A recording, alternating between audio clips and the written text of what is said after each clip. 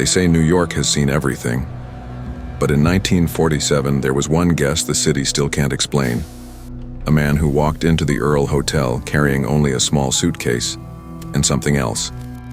Something no one noticed at first. Something that would make investigators whisper for decades. He checked in quietly, signed a name that didn't belong to anyone, and for a brief moment looked around the lobby like he was making sure no one recognized him. The clerk later said there was nothing unusual about him. But that wasn't true, not even close. There was the way he held his head slightly downward, the way his coat sleeves were too long for his arms, the way his breathing sounded controlled, like someone practicing how to appear calm. And then there was the back of his head, a pattern in his hair that didn't look accidental, or stylish, or medical. More like someone had run a razor in specific lines, leaving thin paths of uneven stubble behind.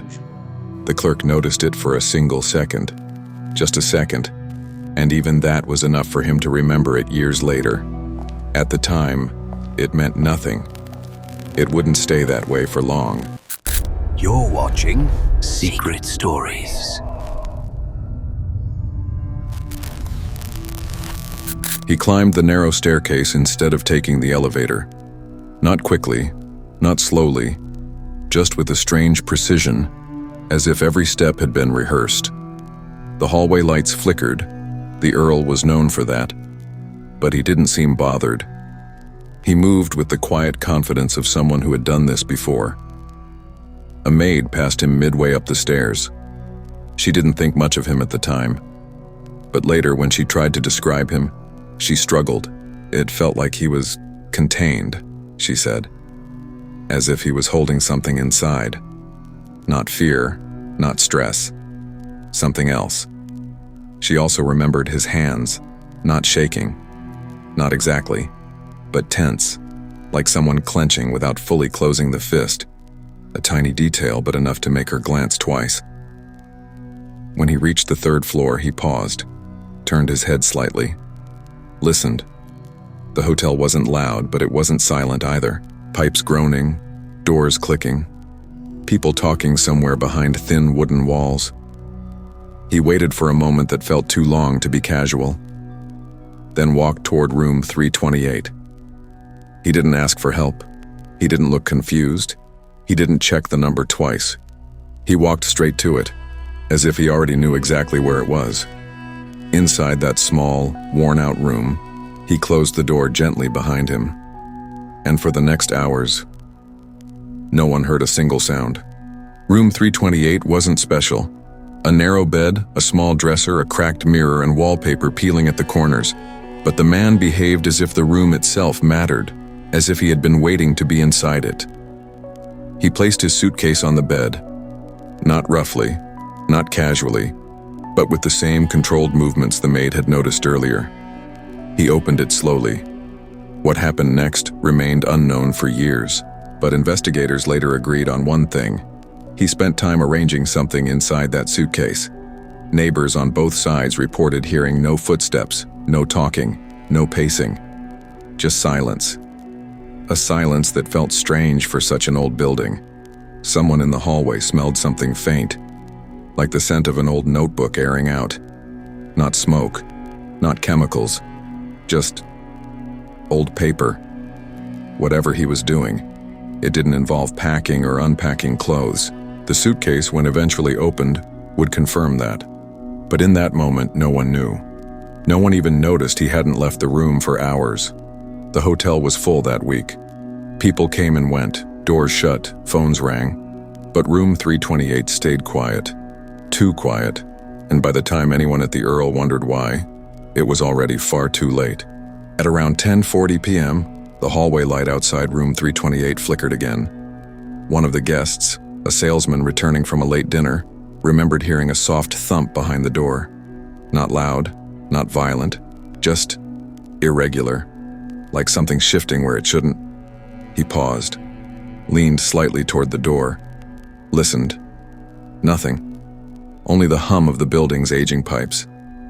He told the clerk when he came down to the lobby. Someone in 328 dropped something. The clerk nodded and didn't think twice. People dropped things in hotels all the time. But a few minutes later, another guest from the same floor walked by. She noticed the door to 328 had a faint vibration to it, as if someone inside had been moving furniture, then suddenly stopped. She hesitated, then kept walking. It was late. The Earle wasn't known for peace and quiet.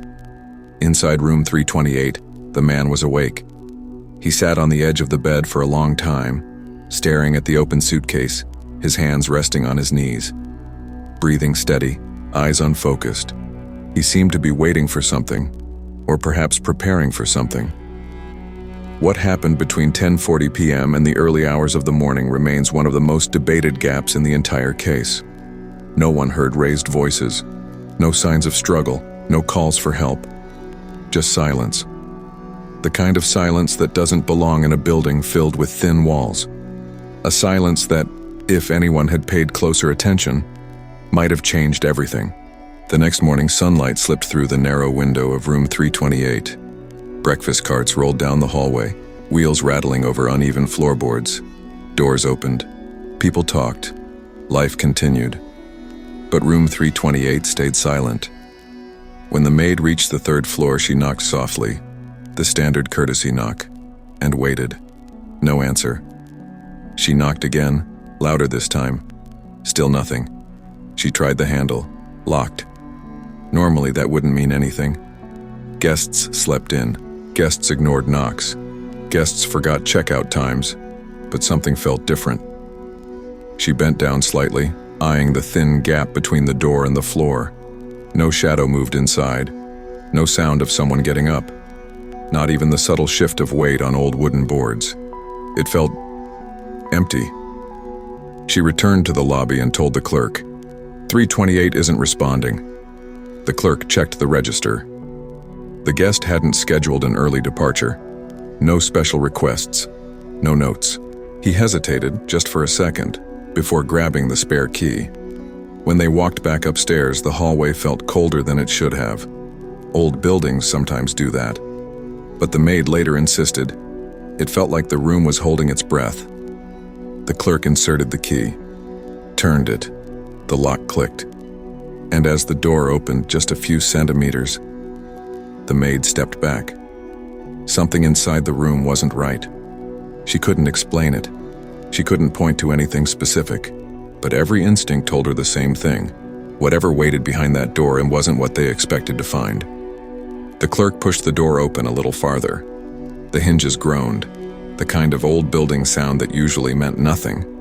But today, it felt like a warning. Room 328 looked exactly as it had the day before. The bed was untouched, the curtains still half closed, the suitcase sitting on top of the blanket lid open just a few inches. As if someone had been interrupted. No overturned furniture, no signs of rush or panic. Just an unsettling stillness, heavier than silence. The maid stepped in first. Her shoes clicked softly against the floor. She took only 2 steps before stopping. Something was off with the air itself. It felt dense, almost charged, like walking into a room right after someone whispered and vanished. She turned toward the corner by the dresser and froze.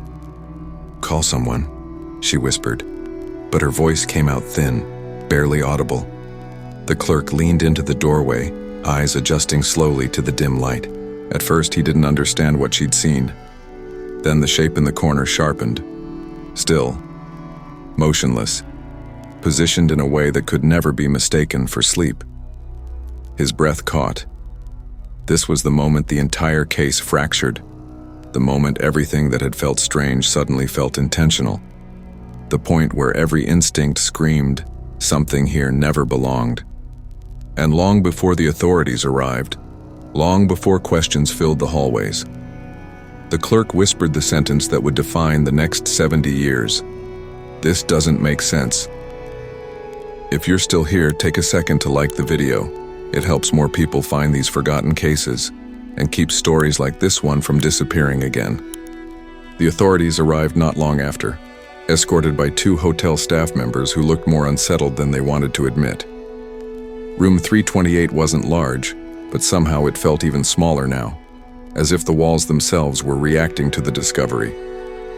The first officer stepped inside carefully, scanning the scene the way trained eyes do, looking for movement, for patterns, for the one detail that doesn't fit. It didn't take long to find several. The suitcase was still sitting on the bed, slightly open.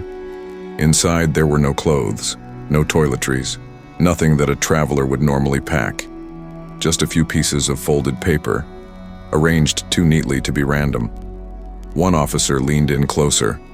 He didn't touch anything, not yet, but he lowered his face enough to see that the papers had faint geometric markings, sharp angles, repeating shapes, lines that didn't form words but seemed intentional.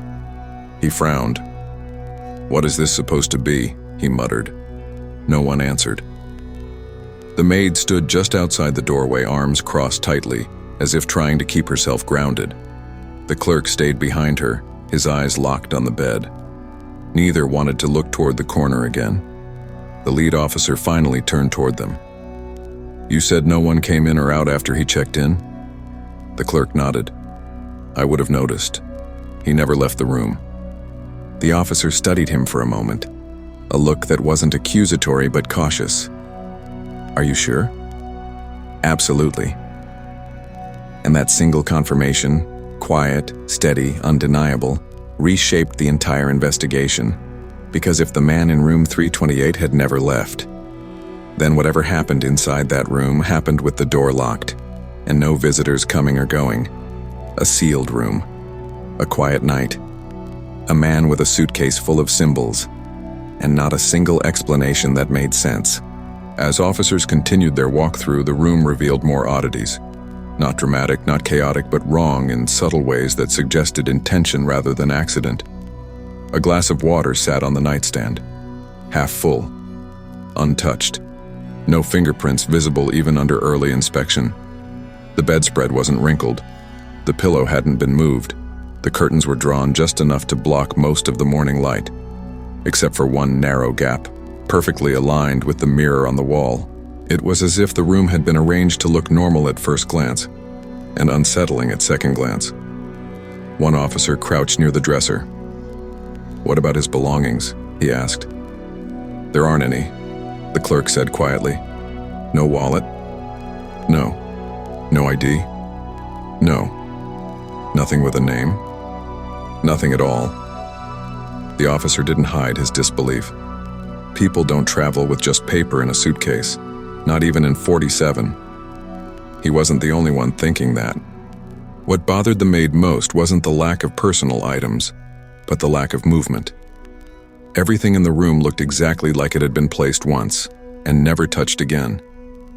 As if the man had entered the room with a plan, and whatever that plan was, it didn't involve settling in. The lead officer stood in the center of the room, turning slowly, taking it all in. "No one saw him leave," he murmured.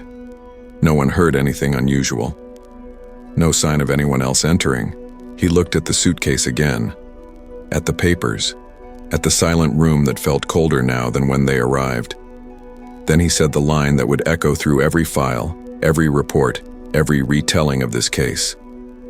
This wasn't random. Whatever happened in room 328 had a purpose, and the clues, the ones that should have made everything clearer, only made the mystery deeper. The officers finally approached the corner, the one the clerk and maid refused to look at. It wasn't the scene itself that disturbed them. It was the position. The man was seated on the floor, his back against the wall, legs extended, hands resting loosely at his sides. His posture looked almost intentional, as if he had placed himself there with careful precision. But the detail every officer noticed immediately was his expression. Calm. Too calm. Like someone who expected whatever came next. His eyes were half open, unfocused yet strangely steady. His breathing had long since stopped, but his face held no sign of tension, fear, or surprise. One officer whispered, "He looks like he was waiting." And strangely, he did. What made everything more unnerving was the angle of his head. Tilted slightly, just slightly, in a way that mirrored the uneven pattern of his shaved hair. A line on his scalp aligned almost perfectly with the shadow cast by the dresser. The lead officer crouched beside him, checked for any obvious signs of a struggle, anything out of place in his posture, clothing, or surroundings. There was nothing. No overturned objects, no disturbance in the dust on the floor, no indication he had ever moved from that spot after sitting down. It looked like he had walked into the corner, lowered himself slowly, and simply stayed there. But the most confusing detail wasn't his posture.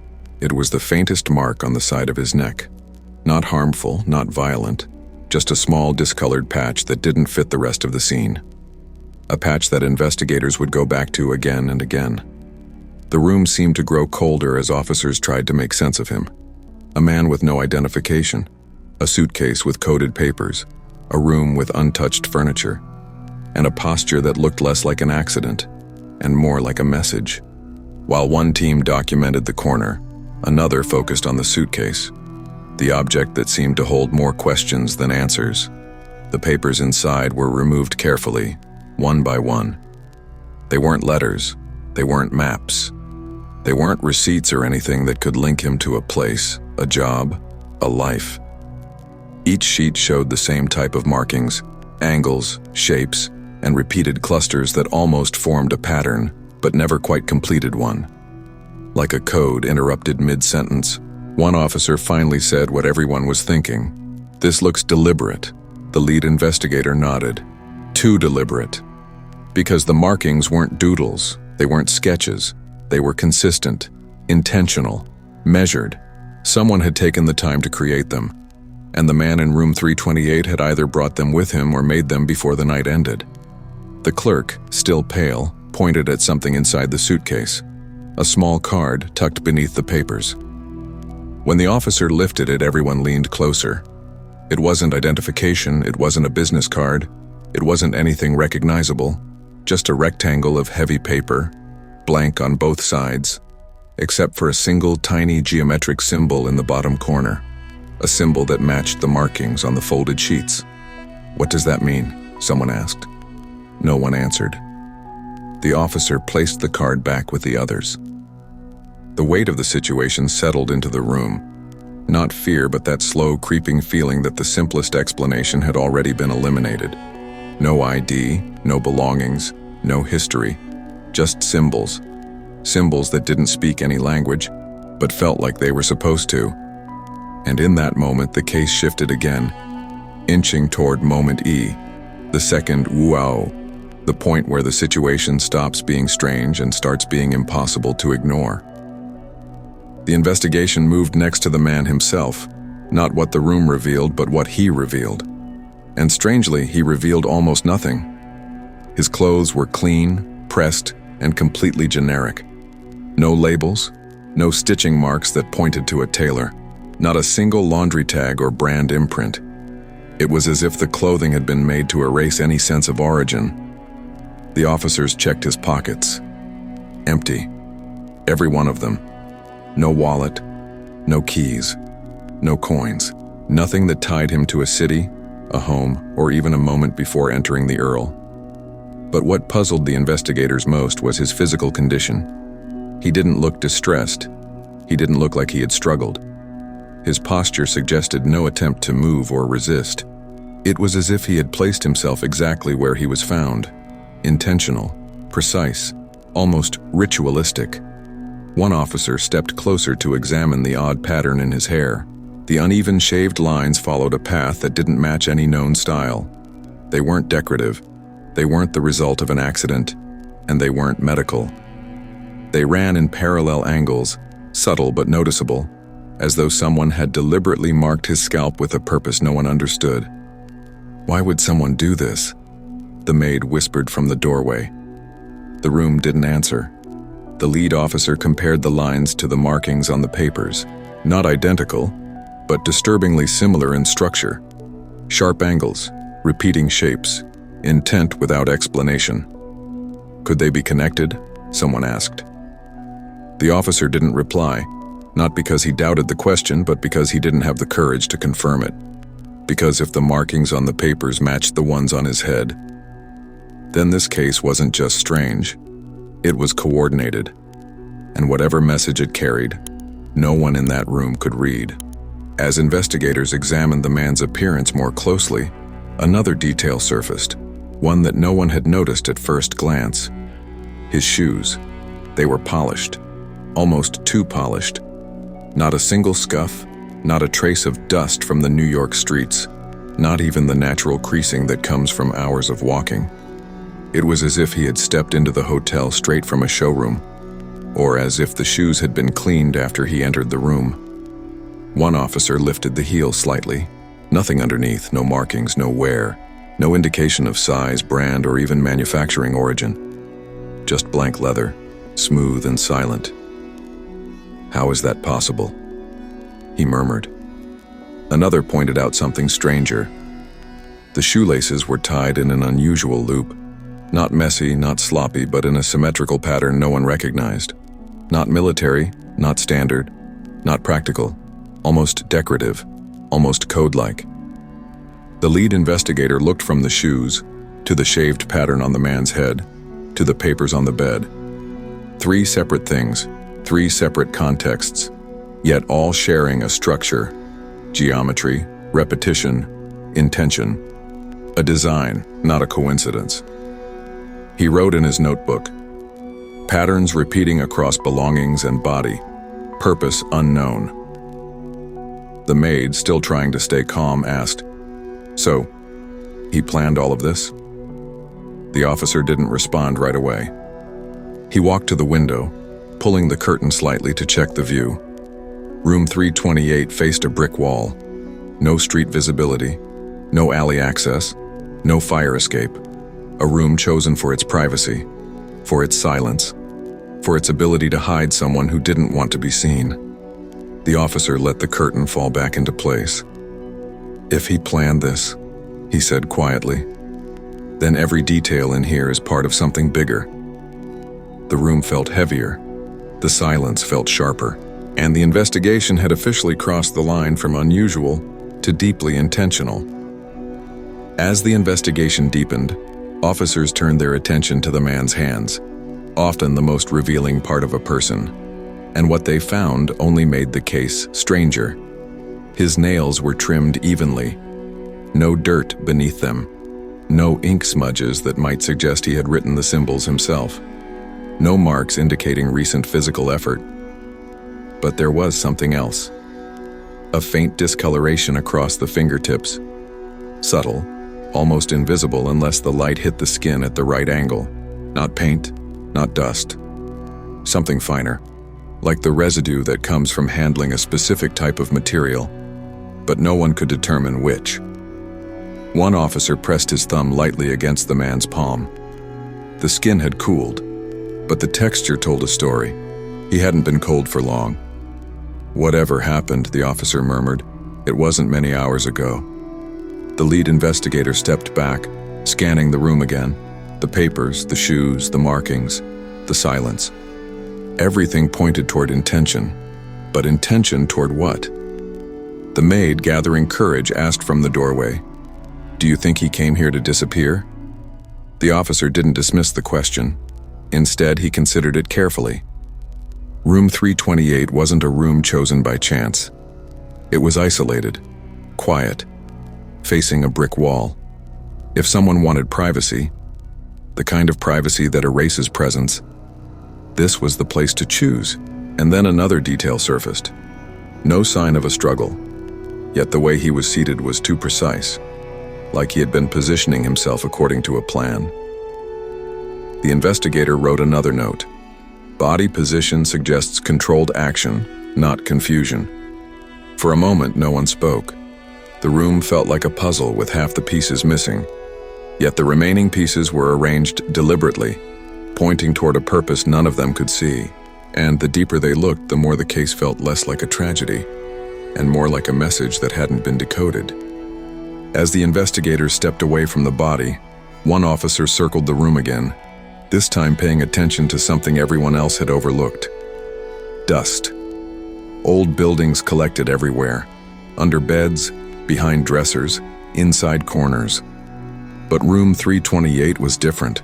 The dust on the floor formed clean, untouched patches, perfect rectangles along the edges, straight lines where the dresser met the wall. Even the area under the bed had a uniform layer, meaning nothing had been dragged. Nothing had been knocked over. Nothing had been moved recently, except for one spot. Just beneath the small table near the window, the dust pattern was disturbed. A faint semicircle, almost invisible unless you knelt down to examine it. The officer called the lead investigator over. "What made this?" he asked quietly. They searched for something that matched the shape. A shoe, a piece of furniture, a bag. Nothing fit. The pattern was too smooth, too shallow, too deliberate. The lead investigator ran his finger above the mark, not touching it, just aligning his hand with the curvature. "It's not from the suitcase," he said. "It's not from the chair. It's not from him." "So what was it from?" The maid stepped closer, squinting. "It looks like something round, but not heavy." The officer nodded slowly. Something round. Something placed on the floor only briefly. Something removed with care. But there was no sign of it anywhere in the room. No object missing from the hotel. No tool. No device. Nothing that explained the shape or why it was there. It was the first physical indication that an object, something not belonging to the hotel and not left behind, had been inside room 328. Something brought in, used, and taken out. A trace left behind by a presence they had no record of. And that subtle mark, barely a whisper in the dust, pushed the investigation toward a darker possibility. Maybe the man in room 328 wasn't alone the whole time. The semicircle of disturbed dust changed everything, not dramatically but quietly, like a door unlocking somewhere deep inside the case. If something round had been placed there, and later removed, then whatever it was had left without being seen by any staff member. The investigators began checking every inch of the room for more subtle disturbances. Most places were untouched, but near the foot of the bed, the lead officer noticed something else. A thin, faint line across the wooden floor. Not a scratch, not a crack. More like a pressure mark, the kind that appears when a weight rests briefly on old boards. He crouched, measured it with his eyes. It was too narrow for a piece of luggage, too short for a chair leg, too clean to be an accident. He glanced at the maid. "You've cleaned this room before, right?" "Every week," she said. There was nothing like that on the floor. "And nothing missing from the room?" "Nothing." So the room had gained an object, lost an object, and carried marks left behind by both, without anyone seeing. The investigator's notebook filled with another line. Items introduced and removed. No witnesses. Meanwhile, another officer reviewed the hallway register, the small log where night staff noted unusual movement. He flipped page after page. Nothing. No late-night visitors, no complaints, no requests. The hallway had been quiet, silent, which meant either two possibilities. One, the visitor never used the hallway. Or two, the visitor was someone no one expected to question. A staff member, a repair person, someone familiar enough to avoid suspicion, or someone who had access beyond the lobby, beyond the public spaces, someone who didn't need to enter through the door at all. The inspector closed the logbook slowly. Finally, he said what everyone in that room had been afraid to consider. "If someone else was here, we don't have any record of how they got in." And for the first time since the investigation began, the silence in room 328 felt less like an absence, and more like a presence that had already gone. The officers knew the next step. If someone had entered room 328 without being seen, the hallway itself should reveal something. A scuff on the floor, a fingerprint, a trace of movement. But when they stepped outside, the corridor looked untouched. The wallpaper, faded yellow with floral swirls, had the same peeling corner near room 330. The wooden boards creaked in the same spots. Nothing looked disturbed, until one officer crouched beside the baseboard, directly outside room 328. A tiny thread lay caught in the wood grain, barely visible, almost weightless.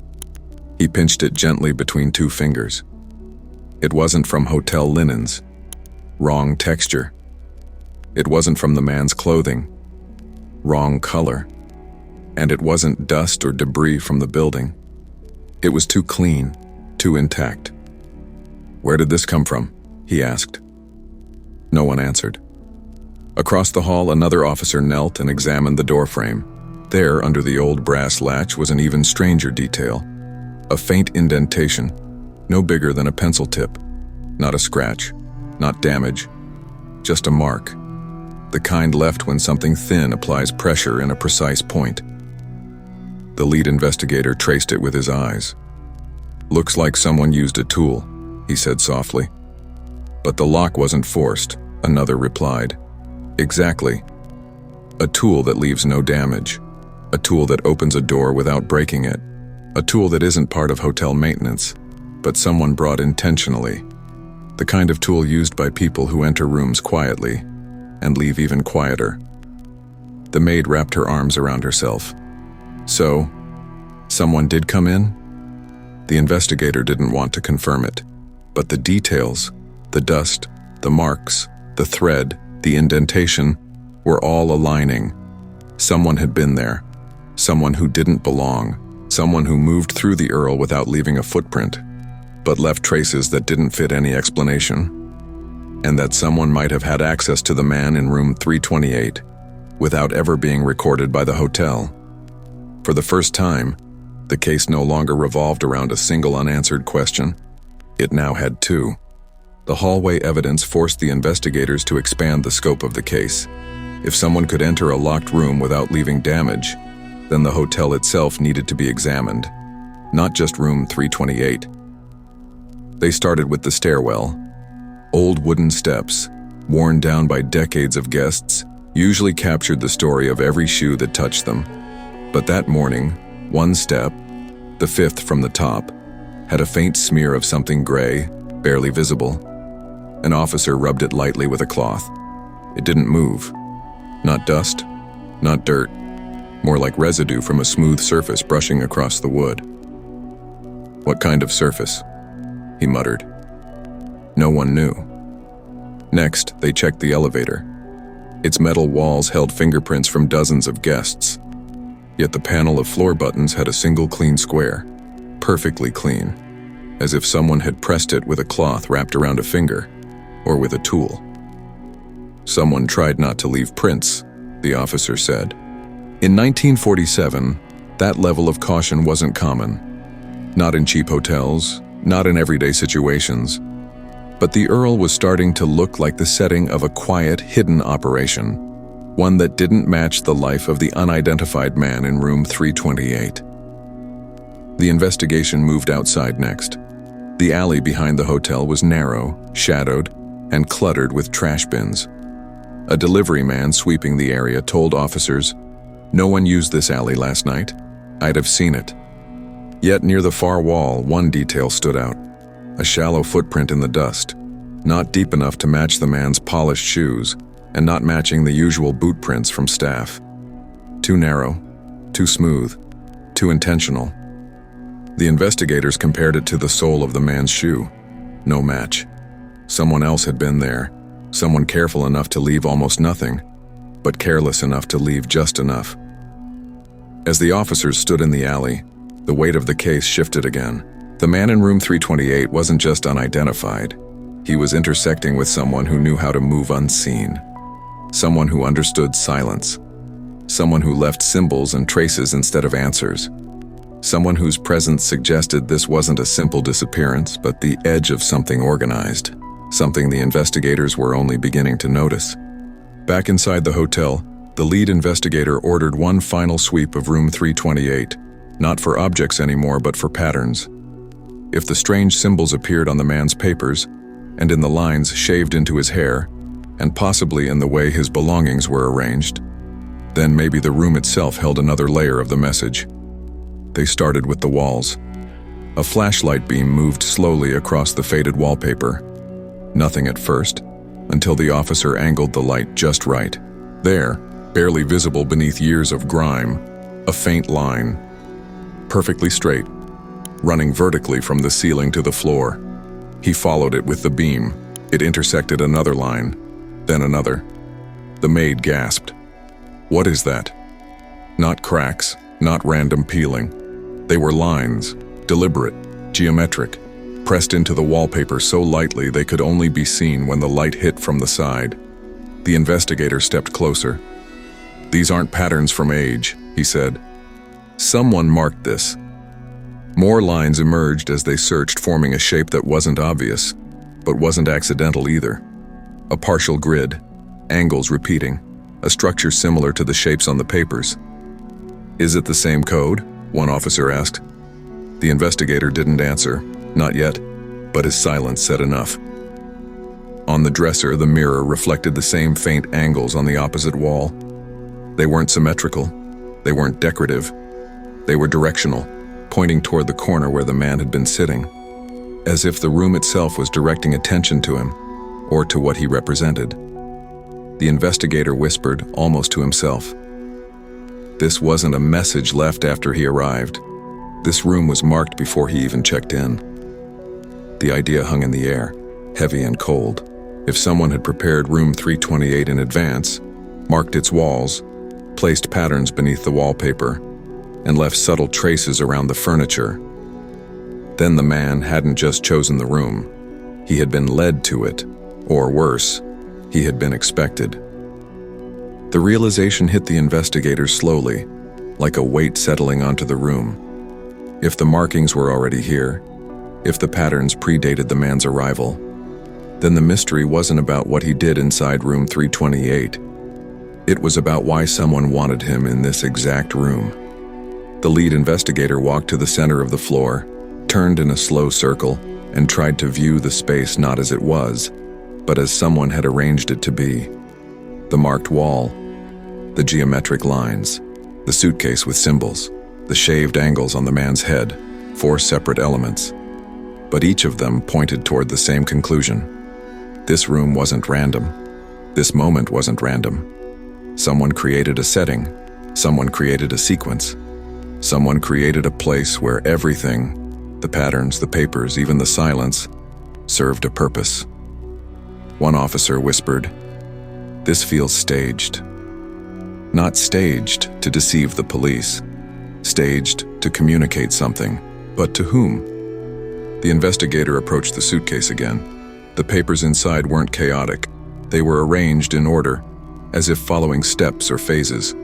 Not language, not instructions, something else. He flipped one over gently. The back was blank, except for a faint impression, almost like the paper had been pressed against another sheet with more markings. "Layered," he murmured, as if the symbols had multiple levels, visible and hidden, depending on how the pages were stacked. Behind him, another officer studied the mirror on the dresser. "It's angled," he said. "Not straight, not centered. It's pointing toward that wall. The wall with the marks. The wall with the faint grid. The wall that aligned with the angle of the man's tilted head. The pieces were forming a shape, not a clear one, not yet, but something coherent enough to make sense in a way that words couldn't explain." The investigator inhaled slowly. What if he wasn't trying to leave a message, he said quietly.